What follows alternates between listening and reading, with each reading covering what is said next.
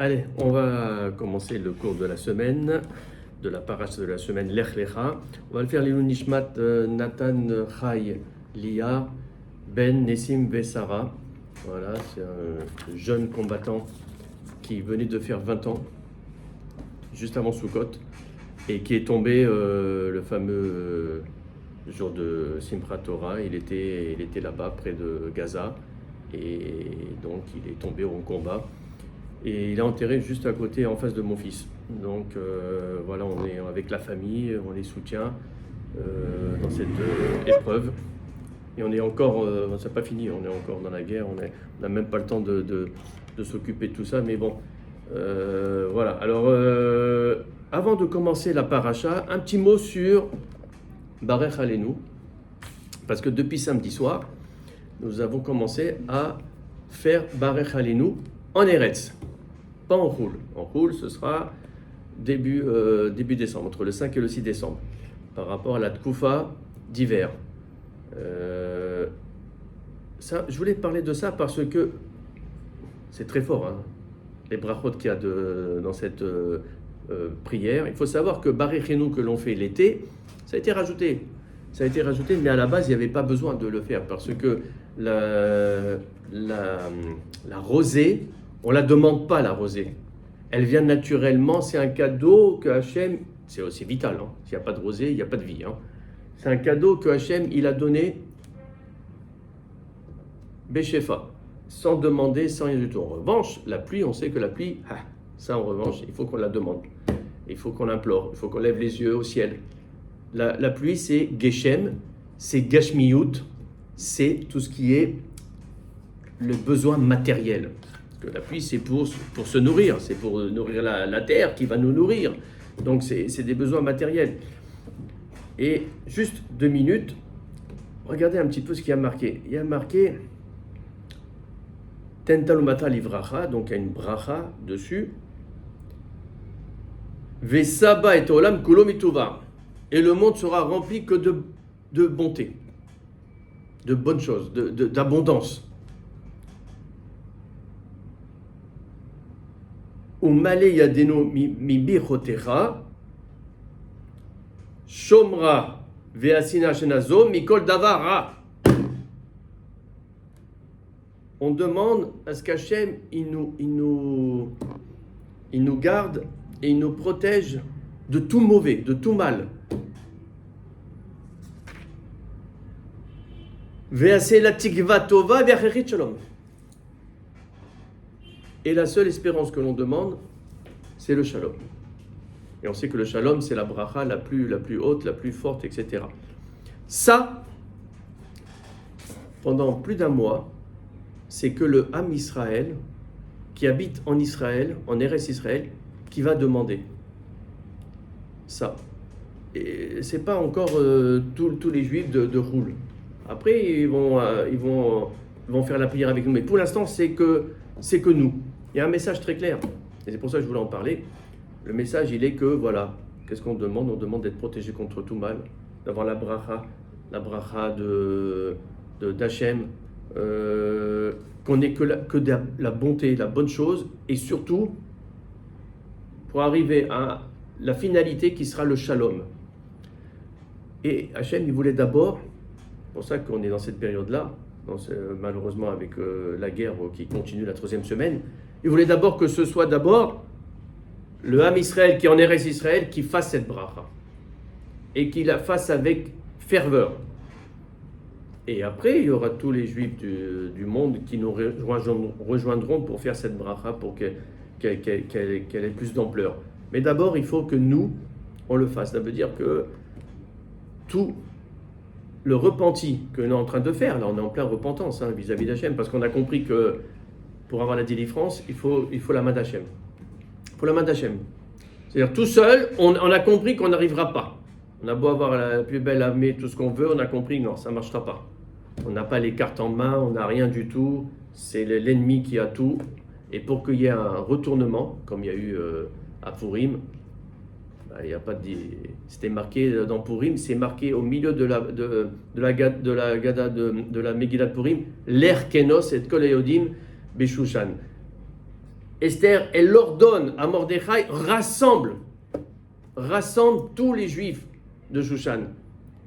Ve'al tochelo ve'al tishtu shiloshet shamim. Et vous n'allez pas manger, vous n'allez pas boire pendant 3 jours. Ça veut dire que vous allez faire des prières. Et c'est là, à partir de cette phrase, que tout a retourné. Tout s'est retourné. Et le mauvais décret qui était prévu contre les Juifs par Haman s'est transformé en un bon décret. Et du coup, les Juifs ont été sauvés. C'est tout. Il n'y a pas de... Donc, vous voyez, cette bracha, elle est importante. Il faut que nous, on se concentre quand on fait cette bracha. On a plus d'1 mois, 1 mois et demi, à la faire tout seul.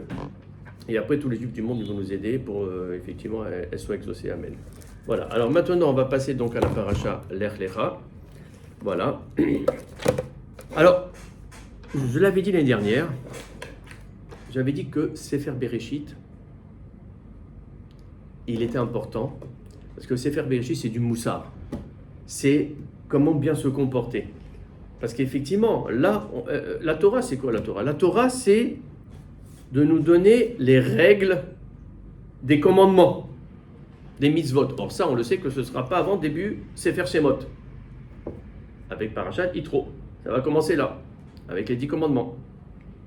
Avant, on n'a pas encore de commandements. Il y a il va y avoir effectivement la Brit Mila, mais c'est pas encore un commandement au niveau du peuple, au niveau collectif. C'est individuel. Et après, effectivement, ça deviendra collectif. Alors, la question qu'on s'est posée, c'est pourquoi il a fallu un Sefer entier, Sefer Bereshit, qui raconte l'histoire de notre peuple, avant d'arriver au commandement. Parce que d'abord, avant de commencer à étudier et attaquer les commandements, les mitzvot, et de les appliquer, il faut d'abord qu'on ait une base. Comme je l'avais dit, Derer Eretz Kadma la Torah. Les bons comportements, le savoir-vivre, ils devancent la Torah. Ils devancent Torah ou Mitzvot. D'abord, la base. Et la base, c'est quoi? C'est les comportements de nos avot, de nos imaot. Et ça commence à cette paracha Lech Lecha. C'est vrai que la paracha de Bereshit, c'était Adam Arishon. Bon, c'était général, là. Après Noach, 10 générations après, la semaine dernière, c'était Noach. Là, on est 10 générations après, Avraham, et là, à partir d'Avraham, on commence vraiment les midot, le moussa. Donc, ça veut dire qu'à partir de maintenant, chaque paracha qu'on va avoir jusqu'à la fin de Vayechi, on a des enseignements concernant les comportements de nos avot. C'est avot, siman labanim. Ce que le comportement les actions de nos pères, c'est un enseignement, c'est un signe pour les enfants. Donc voilà, alors on va voir effectivement c'est quoi le signe que l'on va avoir dans cette paracha. Alors on sait que Lech Lecha, c'est la paracha de la Aliyah. Puisqu'en fait, Avraham Avinu, ça a été le premier à faire la Aliyah, à aller en Eretz Kenaan, qui va devenir Eretz Israël. C'est le premier. Lech Lecha, c'est la paracha de la Aliyah. Alors, bien sûr, par rapport aux événements que l'on a en ce moment, j'avais dit qu'il y a un derrière. Là, on a un enseignement par rapport aux événements. On avait vu que malheureusement, Hachem, il a envoyé son courroux le jour de Simchat Torah. Il nous a envoyé un message très clair: je ne veux pas de votre Simchat, je ne veux pas de votre Torah, s'il y a Sinat Chinam à côté. Ça ne sert à rien. Donc ça, on a compris, tout le monde a compris le message. Et Baruch Hashem, on entend des choses extraordinaires. On entend comment les gens ils font tchouva là. De partout, on n'a que des messages dans Facebook, dans les réseaux, etc. Des rescapés de ce qui s'est passé dans les différents kibbutzim. Des rescapés que maintenant ils ont promis au Boré Olam que si ils vivraient, ils feraient Shabbat. Et ils le font. Ou alors on voit que des restaurants de Tel Aviv, pas kasher, ils deviennent kasher. Comme ça, ils peuvent distribuer aux Chayalim. Ils ont vite appelé la Rabbanout, vite faites-nous tout comme il faut. On veut cuisiner pour les Chayalim, mais ils ne pouvaient pas emmener. L'armée interdisait, il faut que ce soit kasher. Et des histoires comme ça, non. Un Mashiach, il va venir, ça c'est sûr. Ça c'est comme, vous voyez, c'est la réponse à ce qu'on a compris. On a compris, Sinatrinam, toute cette haine qu'il y avait, etc. Ça a été la catastrophe. Donc maintenant, il y a la Setardout qui se fait. Et ce qu'on avait vu effectivement dans la Parashat Bereshit, ça commençait par Tohu Bohu, et c'était dès le début, hop, Vayar Elohim Kitov, Vayar Elohim et Or Kitov. Et Hachem, il a vu la lumière qui était belle. Et cette lumière, on avait dit que c'était la lumière de Mashiach. Donc, on passait Tohu Bohu à Mashiach, ça c'était Bereshit. Noir, on a vu que c'était vers un nouveau monde, un monde meilleur. Donc on espère qu'avec effectivement, quand ça va se finir et qu'il n'y aura plus le Hamas et tout ça, on ira vers un nouveau monde. Mais quand on dit un monde meilleur, c'est que ça veut dire qu'il faut qu'on continue à avoir cette ardoute et Avat Israël qu'il y a maintenant, tout le chesed qu'il y a aussi. Là, Hachem, il nous dit, Lech Lecha. Il dit à tout le monde, bien sûr, comment ça s'appelle, aux gens de Houl de se préparer à la Aliyah, parce que si Mashiach il arrive, il faut se préparer à la Aliyah. Mais nous aussi, Lech Lecha, ça veut dire sors de ton confort et aussi continue à avancer, continue à... On met la clim ou pas? Bah oui. Tu veux pas toi? Elle est pas forte. Donc voilà, Lech Lecha, préparez-vous à la Aliyah. C'est un message très fort là qui nous dit dans cette troisième semaine de guerre. Préparez-vous à la Aliyah. Mais la Aliyah, ça se prépare. Et on va voir effectivement quel est l'enseignement. Tout d'abord, il faut savoir que parmi les 10 épreuves qu'Abraham a eues, la dernière étant Akedat d'Istrak, on n'est pas encore là, mais ça va arriver. L'épreuve, c'est marqué, les rabbins lui disent, l'épreuve de la Aliyah a été la plus difficile. La plus difficile. Maintenant, on peut se poser une question. Comment ça se fait qu'elle a été difficile alors que c'est marqué Va'avarecha mevarechecha umkalela aor. C'est-à-dire, Hachem, il lui dit pars, quitte ta terre, là où tu es né, la maison de tes parents. Et pourquoi? Parce que quand tu vas aller dans cette nouvelle terre, Eretz Canaan, les gens, tu auras que de la bracha. Et non seulement tu auras de la bracha, les gens vont te bénir. Et ceux qui te bénissent seront bénis, et ceux qui vont te haïr, ils seront haïs. Donc, quelle est l'épreuve? Attends, on te dit que tu vas quitter un endroit, tu vas être là, dans un autre endroit où tu vas avoir que des brachot. En fait, c'est la chose la plus difficile de quitter comme on a dit, de sortir de sa zone de confort. C'est ça Lech Lecha. Alors bien sûr, ça concerne les juifs de Houl qui n'ont pas fait l'Aliyah, mais ça concerne aussi les juifs qui sont en Israël, qu'il faut sortir de notre zone de confort aussi. C'est la même chose, le message il est bien sûr pour tout le monde. Et sortir de sa zone de confort, c'est la chose la plus difficile, quel que soit son niveau. Et il y a une étape, Lech Lecha, me'artsecha, mimolatecha, mibet avicha.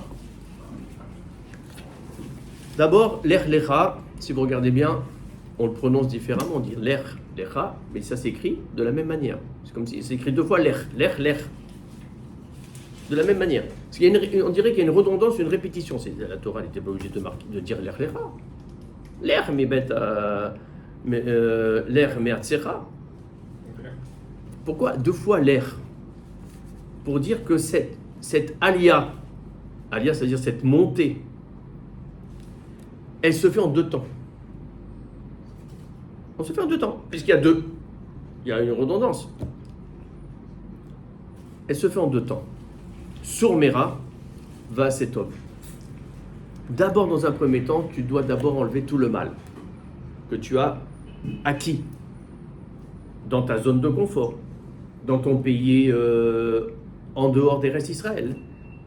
Tu as acquis du mauvais. Ton âme, elle a acquis du mauvais. Va Setov. Et après, quand tu vas rentrer en Eretz Israël, quand tu vas sortir de ta zone de confort, après, il faut faire le bien.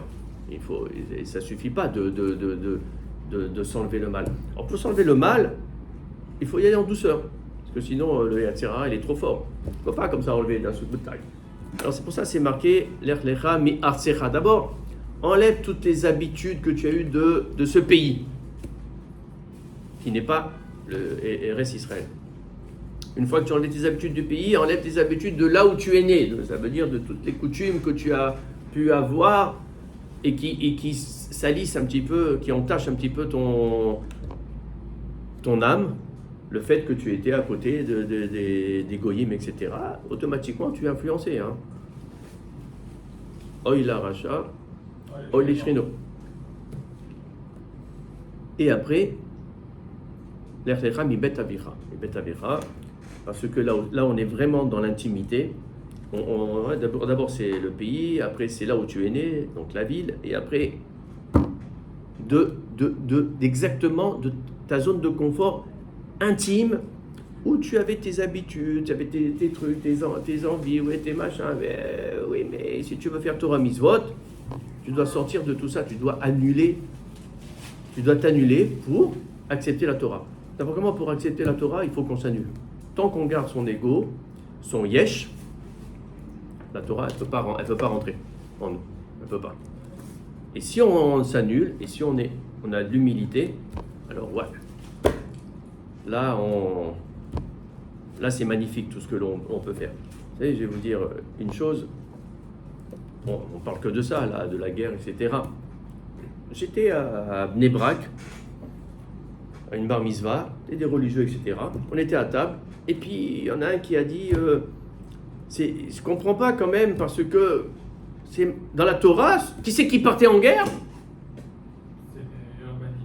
Les Talmidei Chachamim. Les Rachamim, les Tzadikim, qui c'est qui partaient en guerre, les plus hauts au niveau spirituel. Il n'y a que eux qui partaient en guerre.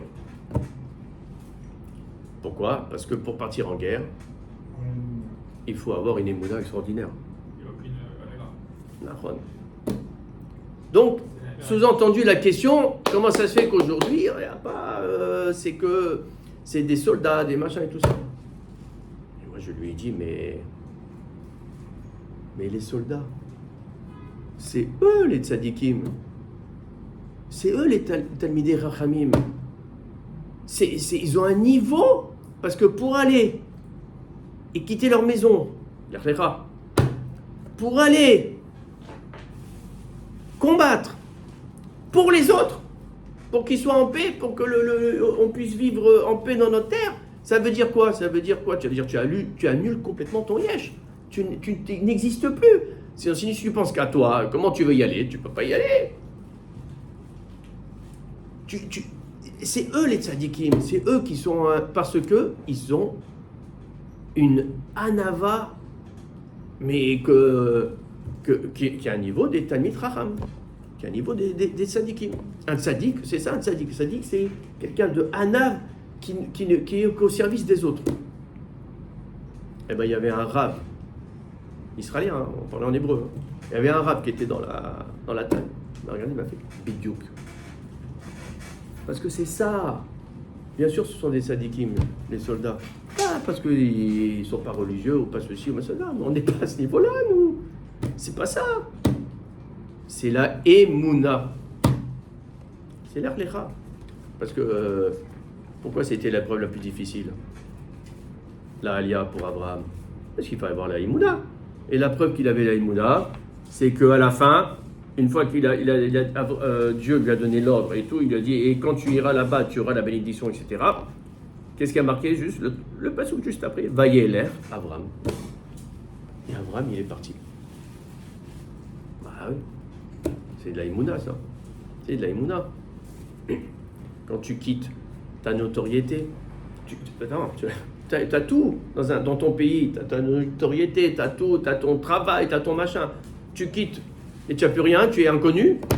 Si ce n'est pas l'annulation de son yesh, c'est ce que font les soldats quand ils vont au front. Ils annulent tout. C'est plus, ils regardent, ils ne pensent plus pour eux, ils pensent pour les autres. Magnifique. Donc voilà, c'est ça la émouna. Voilà déjà le premier enseignement que l'on apprend d'Abraham, cette émouna extraordinaire qu'il avait, effectivement. Et ça, c'est la première étape. Quand on fait la Aliyah, il faut la émouna. Si tu n'as pas l'émouna, il ne faut pas faire la Aliyah. D'ailleurs, la Aliyah, c'est quoi? C'est l'élévation spirituelle. On ne fait pas une Aliyah pour gagner plus d'argent, pour machin, c'est pas juste. Alors là, on n'a rien compris. Hein. Non, c'est. D'ailleurs, on n'arrivera pas. C'est une élévation spirituelle. Et notre âme, elle monte, elle grandit. Notre âme. Et c'est ça le plus important. Après, il y a un passage qu'on a du mal à comprendre. Quand à un moment donné, il y a la séparation entre Abraham et Lot. Tout le monde connaît ce passage. À un moment donné, Abraham, effectivement, il est avec Lot. Il y a les bagarres entre les bergers d'Abraham et les bergers de Lot. D'accord? Alors, c'est 13, 8. Qu'est-ce qu'il y a marqué?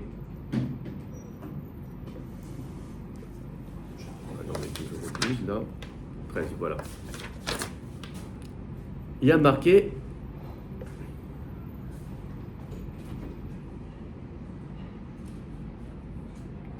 Vayomer Avram el Lot, et après je continue dans le pasuk d'après. Allo kol haaretz lefanecha, iparedna me'alai, im asemol ve'emina, ve'im ayamin, ve'ase mila. On ne comprend pas très bien quand même parce que ce qui caractérise Abraham, c'est le chesed, la bonté. Donc c'est le chesed avec tout le monde. Voilà. Là, Lot, c'est son neveu. Il a pris Lot parce que son frère, le frère d'Abraham, il était décédé, donc il a pris Lot comme si c'était son fils. En plus, il n'avait pas de fils. Lot, c'était l'héritier pour l'instant d'Abraham et de Sarah. Sauf qu'à un moment donné, Abraham s'est rendu compte que les comportements de Lot ne sont pas si bien que ça. Et donc à un moment donné, il lui a dit clairement, écoute, voilà Lot, mon petit neveu, tu me dis où tu veux aller parce qu'on ne peut pas rester ensemble, ça va pas trop. Mais tout va bien, on s'aime bien, hein. Il n'a pas du tout de haine. La preuve, c'est qu'il a été après le récupérer à Sodome. Mais voilà, si tu vas à gauche, moi j'irai à droite, si tu vas à droite, c'est toi qui choisis, mais en tout cas, hop, on va se séparer, nos chemins, ils vont aller dans des directions différentes. Quand on voit ça, on se dit, bon, il y a un problème là, qu'est-ce qu'il a, Abraham? C'est ça le chesed d'Abraham? Alors, mets un petit peu de kafsrout là et d'eau dans ton vin, genou, hein. Alors ça, c'est un peu l'histoire de Shaoul et Shmoël. Shmoël qui a oint le roi Shaoul, c'est-à-dire qui l'a rendu roi d'Israël avec l'huile d'onction, etc. C'est Shmoël qui a fait ça à Shaoul, sur l'ordre de Dieu évidemment. À un moment donné, Shmoël va voir Shaoul, il y a un autre ordre de Dieu qui dit, Hachem il dit, tu diras à Shaoul, il faut qu'il aille exterminer Amalek et qu'il ne laisse rien, qu'il extermine tout, les hommes, les femmes, les enfants, le bétail et tout. Et voilà que Shaoul a fait la guerre, il a gagné la guerre puisqu'il avait la bracha d'Hachem. Dans la bracha d'Hachem, il n'y a pas de problème. Mais voilà, Shmuel, il vient le voir, il lui dit, qu'est-ce que c'est que ça là? C'est quoi ce bétail? Et c'est quoi celui-là? Alors Shaoul lui dit, lui c'est le roi, Agag, je l'ai gardé.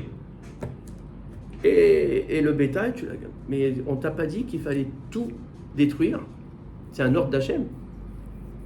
Alors Shaoul il répond, il dit, oui mais j'ai détruit tout Amalek. J'ai gardé juste le roi. Et le bétail? Le bétail, je l'ai gardé parce que, comme ça, c'est le beau bétail, etc. Je vais faire des corbanotes pour Hachem, comme ça il va être content. Qu'est-ce qu'on voit?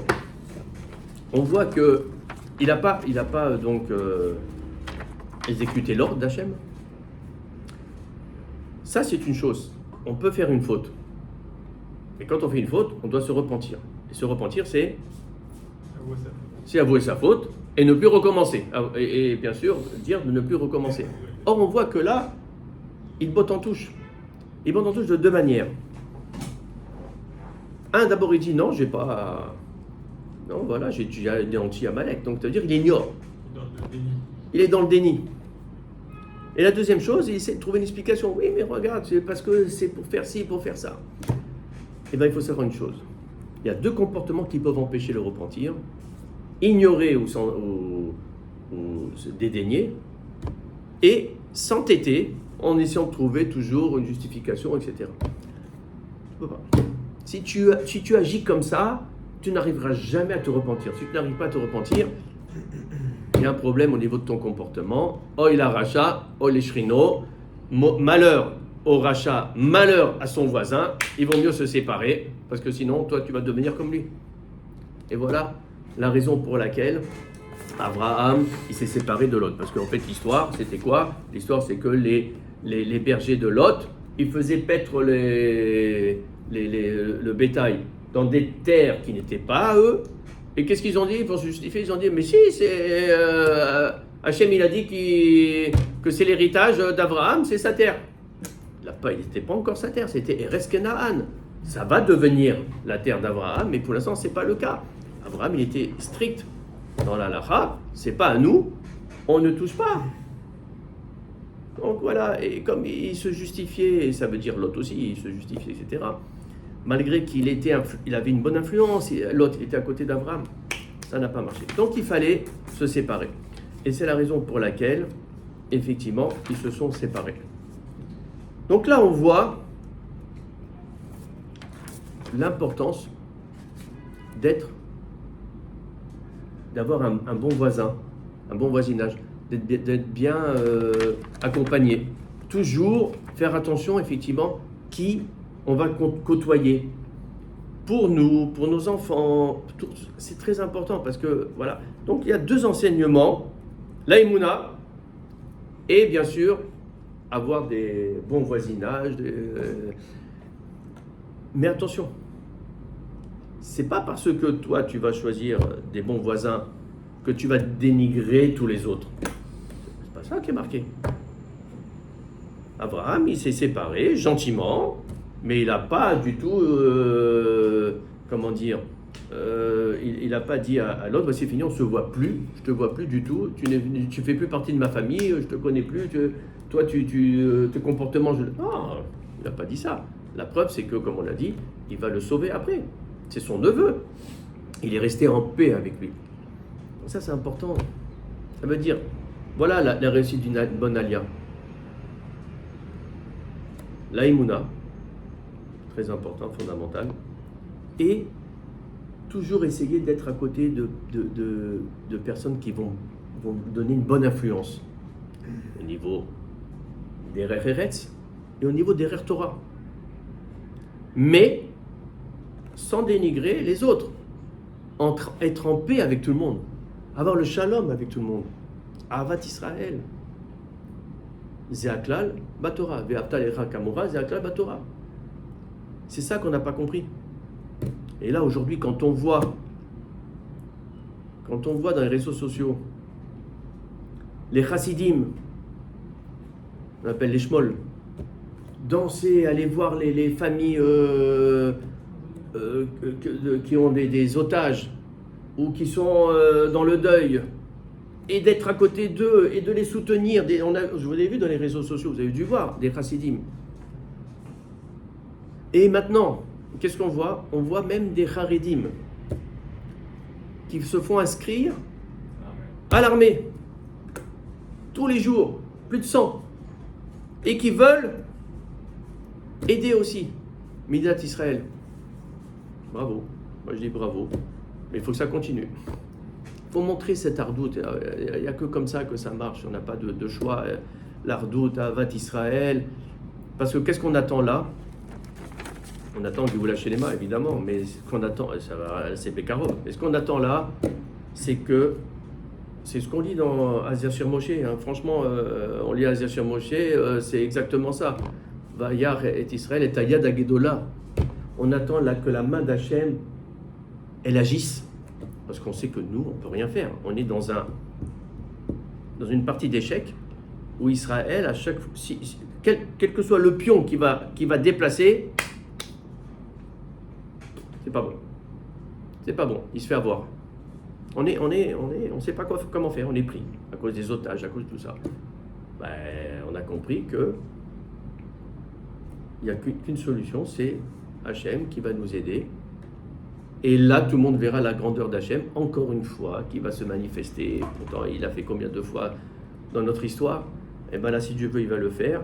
Là, j'espère que ça va être pour une vraie Géoula qui va durer longtemps et qui nous permettra à nous comme on l'avait dit dans la semaine dernière, d'avoir un nouveau monde et une nouvelle vie dans notre pays, Eretz Israël, avec le Mashiach qui va arriver, Bekarov, Amen Ken Yerason.